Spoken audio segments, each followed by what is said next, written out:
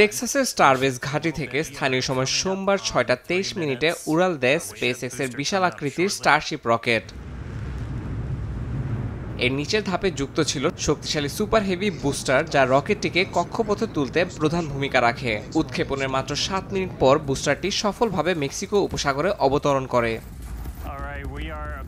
পরীক্ষামূলক এই মিশনের লক্ষ্য ছিল রকেটের পুনর্ব্যবহারযোগ্য নকশা যাচাই। এই ফ্লাইটে কয়েকটি কৃত্রিম স্যাটেলাইট উৎক্ষেপণ, কক্ষপথে ইঞ্জিন চালু এবং রি এন্ট্রির সময় নতুন তাপ প্রতিরোধ আবরণও পরীক্ষা করা হয়। স্পেসএক্স বলছে এই মিশন ছিল পরবর্তী প্রজন্মের উন্নত রকেট পরীক্ষার আগে শেষ প্রস্তুতি। নাসা জানিয়েছে এই মিশন চাঁদের দক্ষিণ মেরুতে নামার পথে বড় এক ধাপ। আগামী পরীক্ষাগুলোতে রকেটের নতুন সংস্করণে যুক্ত হবে কক্ষপথে জ্বালানি ভরার ব্যবস্থা ও বিশেষ সংযোগ যন্ত্র, যা দীর্ঘমেয়াদী মহাকাশ মিশনের জন্য খুব গুরুত্বপূর্ণ। ওয়ালটন এখন দেশের সীমানা পেরিয়ে পৌঁছে গিয়েছে 50টিরও বেশি দেশে। ওয়ালটন, ঘরে ঘরে বিশ্বজুড়ে। ইলন মাস্ক জানিয়েছেন দুটি স্টারশিপের মধ্যে মহাকাশে জ্বালানি বিনিময়ের পরীক্ষা হতে পারে 2026 সালে।